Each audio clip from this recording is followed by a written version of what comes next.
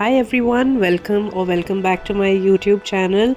आज हम सैर करेंगे ले मार्केट की. Today is our last day here, so we are just going to munch on some nice fresh snacks and cold coffee and roam around the market. So if you want to know what all the Leh market has to offer, what all I shopped, keep watching till the end and do subscribe to my channel. So market enter करते ही left पे एक पूरी रो है जहाँ पे dried apricots, almonds, walnuts और हर किस्म के ड्राई फ्रूट्स, कैश्यूज़ वगैरह अवेलेबल होते हैं. I met this lovely local lady over here who was selling apricot oil and all of these dry fruits. I got chatty with her and she got chatty too, and she was explaining to me how one can use the oil. And there's Sheila Jeet here, Saffron here, and look at her posing. She is so good, like she's talking about it as if she's so used to the camera.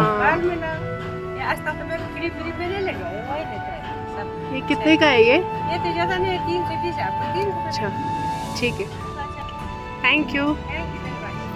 Then if one carries on walking, you start seeing these stalls of Tibetan shops on your left. They have some beautiful oxidized jewelry, artifacts, souvenirs, these cute stone and metal Tibetan work little sling bags. If you're a junk jewelry freak like me, you're thoroughly going to enjoy this market. There were these prayer wheels, little buddhas, laughing buddhas. यहाँ पे Buddhist evil eye वाली की chains और prayer wheels बहुत सारी मिलेंगी आपको. Then there was oxidized jewelry like this, gemstone jewelry like this, and I was very bummed that I did not buy any, but I bought a lot more of the other stuff. There were bells, there were cow bells. Then these metal bags with this Tibetan stonework on it were for 450 rupees and upwards depending on the size and design. I really wanted one, but I did not have weight left for my flight back. There are a lot of bells and chimes etc. for the outdoor balcony area. I loved this statement belt, and I really wish I had a budget left for this one. It's the kind of stuff that you keep for years. Then there were these keychains with Jule written. Jule is greetings, that's what everybody says in Leh. And these were some of the bracelets and bangles that I purchased. In terms of jewelry, there was a lot to shop, from budget jewelry to real silver jewelry. So the Leh market has different lanes of Tibetan markets, and you're going to find a lot of this kind of stuff. I would highly urge you to really explore before you get down to shopping. There are masks, there are heavy neck pieces, there is this kind of a percussion showpiece, and there are a lot of interesting things over here. I think what I like about these pieces is that if you find one of them, likely it's going to be a very unique piece. Nobody else is going to have it, and you just cherish it for the years to come. So now I'm walking into the other Tibetan lane. They're just setting up their shop, and I bought some of these neck pieces, and I do regret not buying the other ones like this grey and the pink one.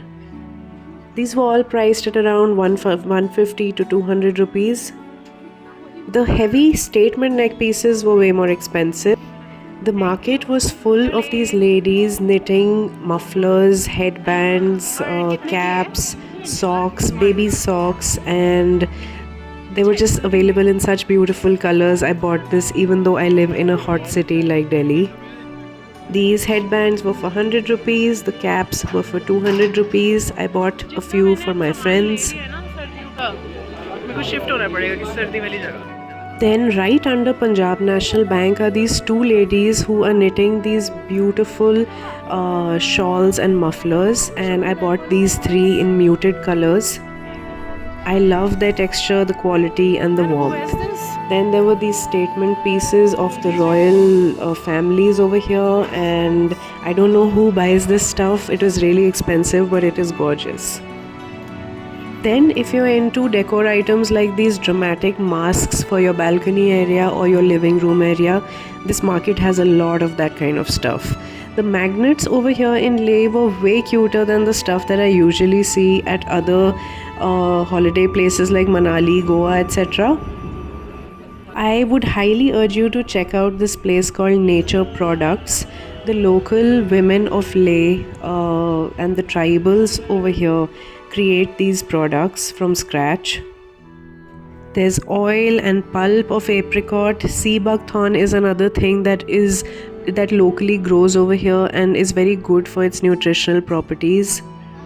I purchased a bottle for myself and I've been consuming it for the last few months. Then another thing that grows over here is chamomile, local chamomile, and that's going to be widely available over here. So I would urge you to check out this store if you are in Ladakh. Then they have some local skincare and hair care products as well. And there are a lot of very cute, funky things like these kind of bags with the Kashmiri embroidery work, this kind of woolly little toys and shawls, mufflers, the local Ladakhi dresses. I had asked, they were I think ranging from around 10 to 15,000 rupees, and it's a dream for me to invest in one in the long run.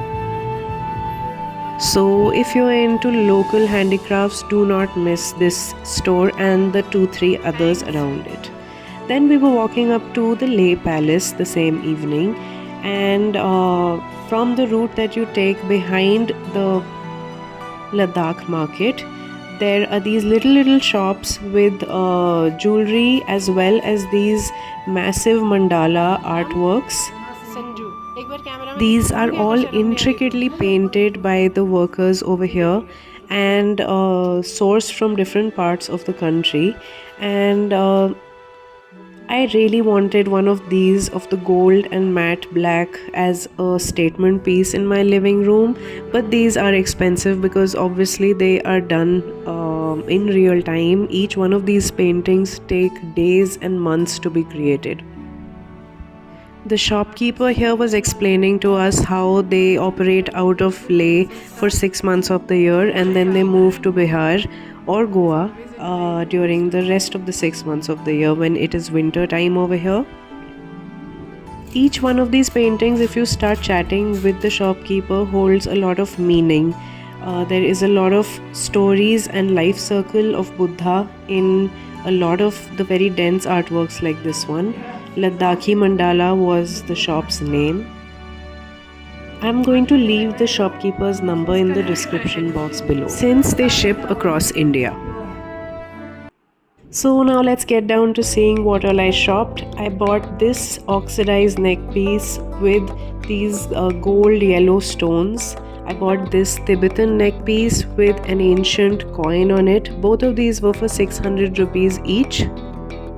And if you follow my content, you'd know most of my jewelry has turquoise or purple stones on them with oxidized silver. Then I got this ring for 120 rupees.